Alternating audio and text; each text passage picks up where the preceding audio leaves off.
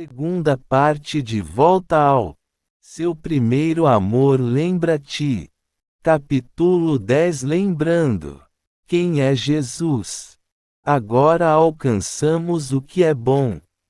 Chegamos à segunda parte do livro, onde empreenderemos a mais importante jornada que nós, como crentes, podemos realizar, retomar ao nosso primeiro amor. Para definir o conteúdo, quero voltar novamente ao nosso texto básico de Apocalipse 2, 4 a 5. Desta vez, vamos observar a primeira parte do versículo 5, no qual o Senhor Jesus ressurreto ordena: lembra-te de onde caíste. Arrepende-te, e pratica as primeiras obras. Aí temos as três partes desta seção: lembra-te, arrepende-te e pratica.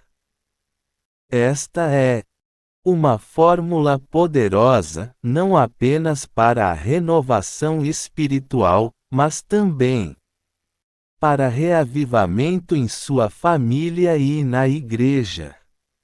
Como pastor, estou convencido de que, se um número suficiente de crentes levasse a sério esta exortação de Jesus, teríamos um reavivamento. Mãos à obra.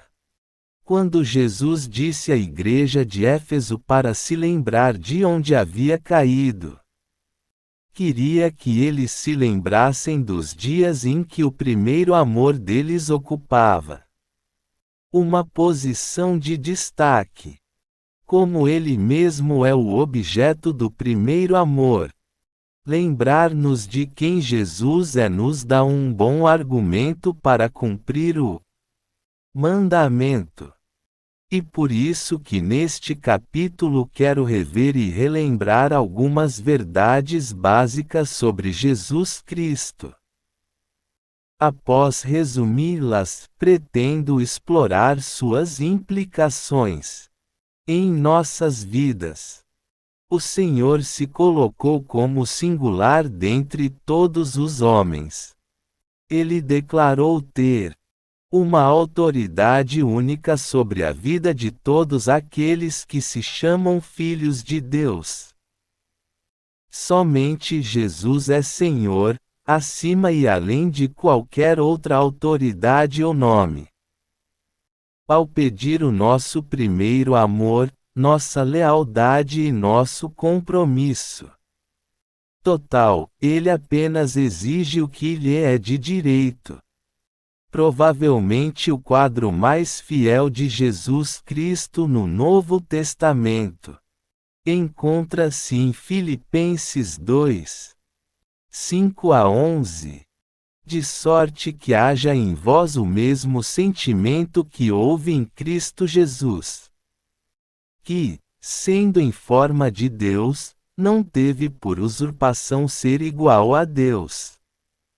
Mas assim mesmo se esvaziou, tomando a forma de servo, fazendo-se semelhante aos homens. O critério para o nosso primeiro amor.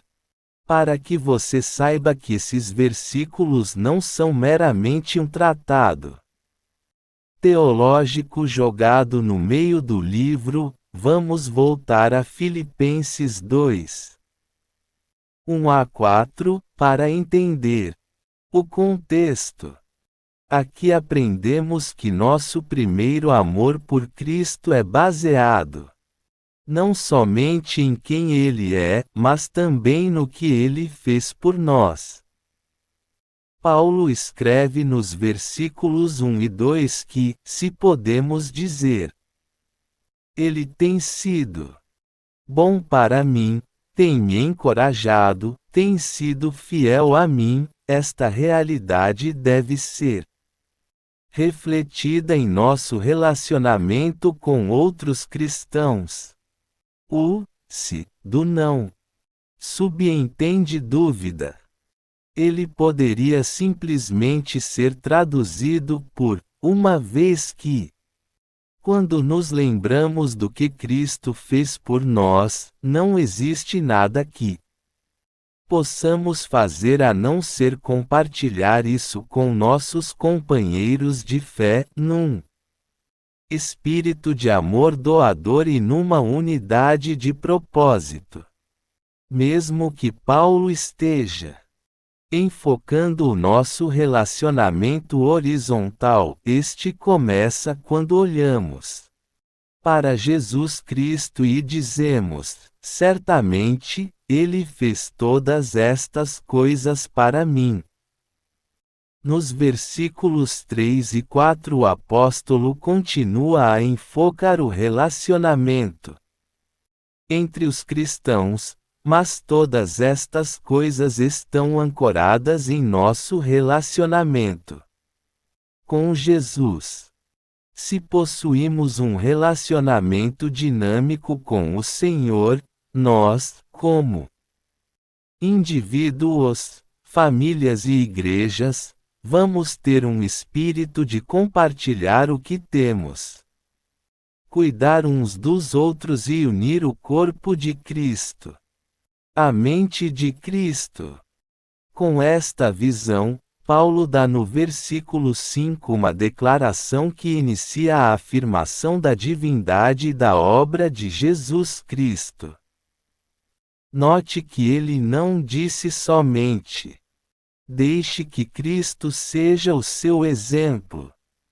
O apóstolo vai direto ao ponto, quando diz: de sorte que haja em vós o mesmo sentimento que houve em Cristo Jesus. Parafraseando, aprendam a pensar como o Senhor pensou. À luz de nossa ênfase em relembrar Cristo. Acho fascinante que Paulo tenha buscado conquistar nossas mentes. Ele quis ensinar-nos como devemos pensar.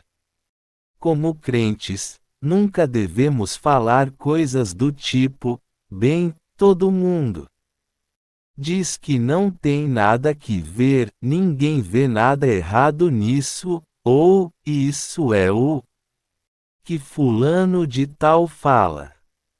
As pessoas que estão sob o senhorio de Jesus necessitam ter outro tipo de mente, a mente de Cristo. E neste aspecto que muitos começam a entrar no caminho errado, não mantendo os olhos fixos no Senhor. Um dos maiores problemas que enfrentamos é no sentido de não permitir que este mundo nos dite como e o que devemos pensar. Se não tomarmos cuidado, vamos começar a julgar as coisas usando os critérios dos outros. Sabemos que o mundo não tem amor por Cristo e ele não é seu primeiro, segundo nem terceiro amor. E impressionante a frequência com que os cristãos falam as coisas que o mundo fala, da maneira que o mundo fala, indicando que eles não experimentaram aquilo que Romanos 12:2 chama de renovação de suas mentes. A divindade de Cristo. Se formos relembrar onde está o nosso primeiro amor, é necessário aprender a concentrar nossa vida em Cristo e pensar como Ele pensa. Depois disso, devemos compreender quem Ele é. Em Filipenses 2:6, Paulo identifica Jesus Cristo mediante uma declaração singular: sendo em forma de Deus, não teve por usurpação ser igual a Deus. Essas palavras parecem difíceis de interpretar. Portanto, permitam-me parafraseá-la. Ele não viu isto como algo que tinha de manter a qualquer preço. A forma de Deus. A palavra forma que Paulo usa aqui está se referindo a um selo romano. Os documentos governamentais oficiais eram selados com cera. Enquanto a cera ainda estava quente, eles pressionavam um anel ou um carimbo nela, contendo a insígnia do imperador. A impressão feita na cera era a exata representação da insígnia no anel. Fazemos algo semelhante hoje em dia quando umedecemos com tinta um carimbo e aplicamos num pedaço de papel. A impressão feita é uma representação exata do carimbo. Paulo está dizendo: este é o relacionamento que Jesus Cristo tem com Deus Pai. Jesus é a representação exata de quem e o que Deus é. O Salvador.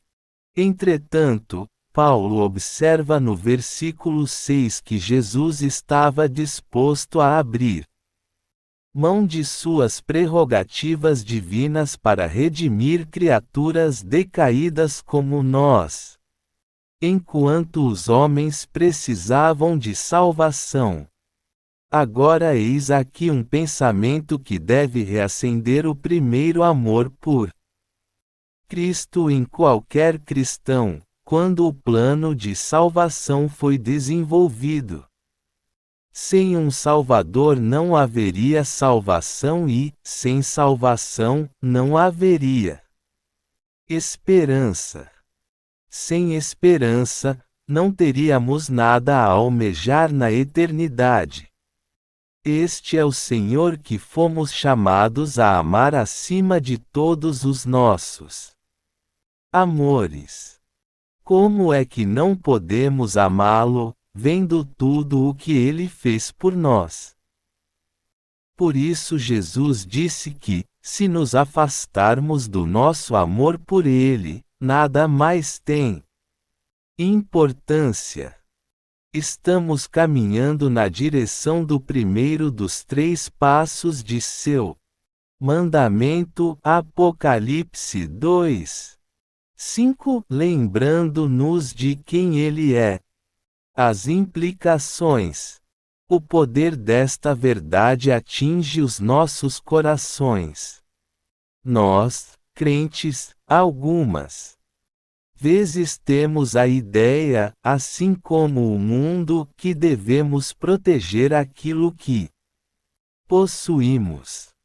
Ter a mente de Cristo, contudo, significa que liberamos o que temos para os outros. Jesus nos fala mediante seu exemplo: se tivesse de proteger o que tinha, vocês não teriam nada para proteger, porque eu jamais teria sido o Salvador. De volta ao primeiro amor. O que você pode perder em humilhar-se perante aquele que o amou tanto e se humilhou a ponto de morrer por você? A resposta é: você não tem nada a perder. Ó, primeiro passo para restaurar o seu primeiro amor é: lembre-se de quem é Jesus e o que ele fez por você. Estes passos vão ajudá-lo a se lembrar de se prostrar perante ele. 1. O texto de Filipenses 2:5-11 é uma passagem tão maravilhosa das Escrituras, que se toma uma poderosa oração. Ore estes versículos a Deus e diga: obrigado. Antes de cada declaração sobre quem Jesus é, acento agudo é o que ele fez. Termine pedindo ao Senhor que o ajude a pensar como ele pensa, e agradeça por ter o privilégio de render-se a ele agora, e não tarde demais. 2. Se você é como eu, não pode pensar muito tempo sobre quem é Jesus sem cantar uma canção de louvor. Se você possui um hino predileto que faz com que comece a louvar e adorar ao Senhor, cante-o para Ele agora. 3. Você sempre ouve pessoas referindo-se a uma doença, dificuldade familiar ou outro problema como a que elas carregam. Não foi isto o que Jesus quis dizer quando falou sobre a nossa. Ele disse que deveríamos negar a nós mesmos. Isto é muito mais abrangente. Significa dizer não para o que nós queremos, pensamos que necessitamos, etc. Para que possamos dizer sim para o que Jesus quer, pensa e planeja para nós. Existe alguma coisa a qual você está dizendo sim em sua vida e Jesus está dizendo não? O Espírito Santo vai mostrar de que se trata. Quero encorajá-lo para que a sua resposta seja a resposta de Jesus. 4. Espero que a sua lista de oração inclua pessoas que você quer ver rendendo se a Jesus como Senhor agora, e não quando estiverem a caminho do inferno. Se você não sabe quem são seus amigos ou entes queridos pelos quais deve orar para que sejam alcançados, fique de joelhos até que Deus coloque esses nomes no seu coração.